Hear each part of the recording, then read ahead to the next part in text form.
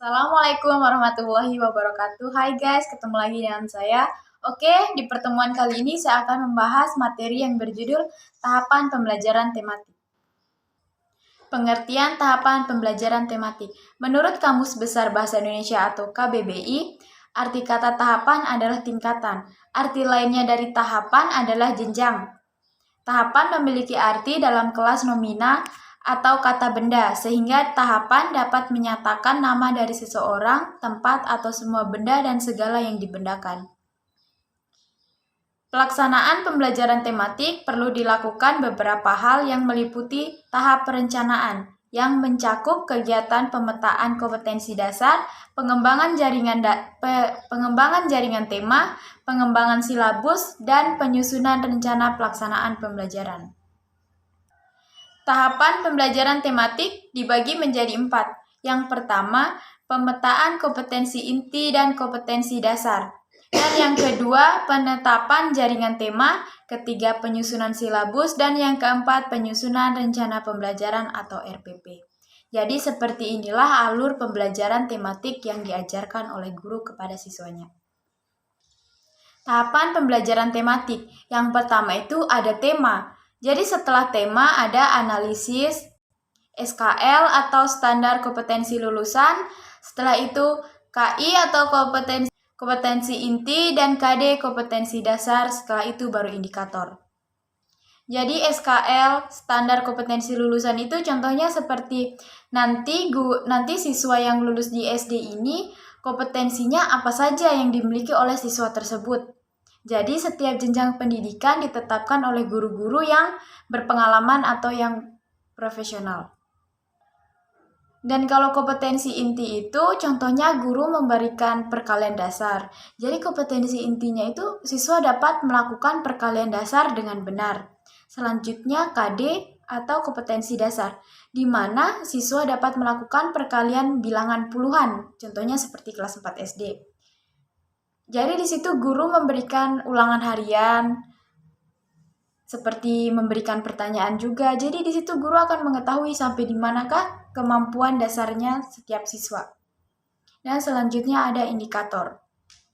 Indikator itu penanda bahwa kompetensi yang diajarkan oleh guru itu sudah berhasil dipahami oleh siswa atau belum.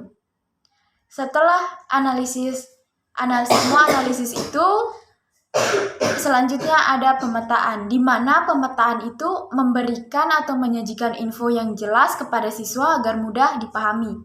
Setelah pemetaan ada jaringan tema, di mana jaringan tema itu gabungan antara mata pelajaran yang dipadukan dengan tema tertentu. Contohnya seperti IPA dan matematika.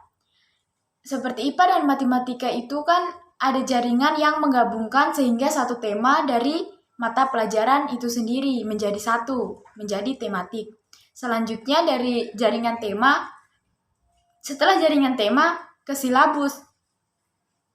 Jadi akhirnya disusunlah dalam bentuk silabus dan dibuatkan RPP dan diajarkan kepada siswa seperti alur dari tahapan pembelajaran tematik. Jadi seperti itulah tahapan pembelajaran tematik. Selanjutnya pemetaan kompetensi dasar, di mana kegiatan pemetaan ini dilakukan untuk memperoleh gambaran secara menyeluruh dan utuh semua kompetensi inti, kompetensi dasar dan indikator, dan berbagai mata pelajaran yang dipadukan dalam tema yang dipilih.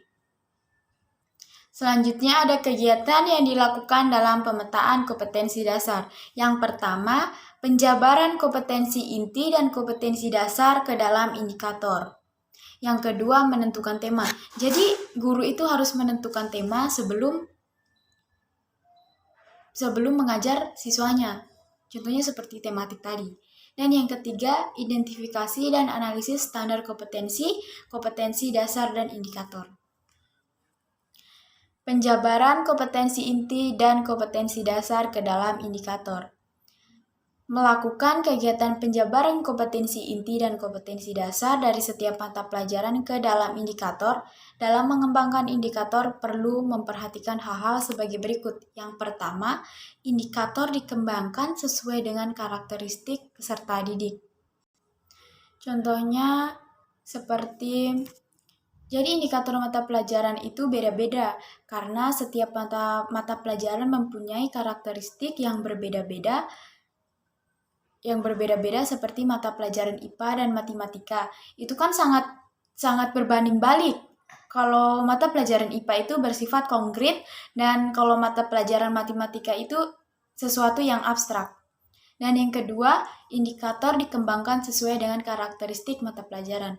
Dan yang ketiga, dirumuskan dalam kata kerja operasional yang terukur dan atau dapat diamati. Dan yang selanjutnya, menentukan tema. Cara penentuan tema. Dalam menentukan tema dapat dilakukan dengan dua cara. Yang pertama, mempelajari standar kompetensi dan kompetensi dasar yang terdapat dalam masing-masing mata pelajaran itu. Dilanjutkan dengan menentukan tema yang sesuai.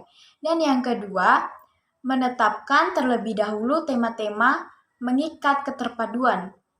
Untuk menentukan tema tersebut, guru dapat bekerja sama dengan peserta didik sehingga sesuai dengan minat dan kebutuhan anak. Jadi, terlebih dahulu menentukan tema-tema pengikat keterpaduan itu contohnya seperti mata pelajaran yang satu dengan mata pelajaran yang lain. Jadi di situ ada pengikat keterpaduannya atau tidak. Selanjutnya menentukan tema bagian B. Prinsip penentuan tema. Dalam menetapkan tema perlu memperhatikan beberapa prinsip, yaitu yang pertama, memperhatikan lingkungan yang terdekat dengan siswa. Contohnya, kita tanya anak-anak di rumahnya, apakah di rumah kalian ada pohon pisang? Jadi di situ kita bisa mengaitkannya dengan tema yang kita mau ajarkan. Dan yang kedua, dari yang termudah menuju yang sulit. Contohnya seperti kita mengajarkan perkalian matematika. Contohnya pertambahan dari bilangan yang kecil dan menuju ke bilangan yang terbesar. Dan yang ketiga, dari yang sederhana menuju yang kompleks. Dan yang keempat, dari yang konkret menuju ke yang abstrak. Dan yang kelima, contohnya yang keempat dari yang konkret menuju ke abstrak ini seperti IPA. Contohnya pelajaran IPA. Kan IPA ini kan kayak kita suruh anak murid menghitung menggunakan jari. Jari ini kan IPA dan IPA itu bersifat konkret. Setelah itu kita suruh anak-anak untuk menghitung 1, 2, 3, 4, 5. Jadi di situ sudah ada mata pelajaran matematika. Jadi di situ sudah dari situ konkret menuju yang abstrak. Dan yang selanjutnya kelima, tema yang dapat dipilih harus memungkinkan terjadinya proses berpikir pada diri siswa.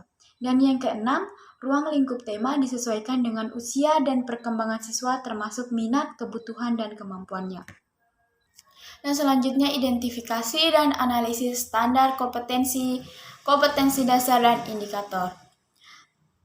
Lakukan identifikasi dan analisis untuk setiap standar kompetensi dasar, dan indikator yang cocok untuk setiap tema, sehingga semua standar kompetensi dasar, dan indikator terbagi habis.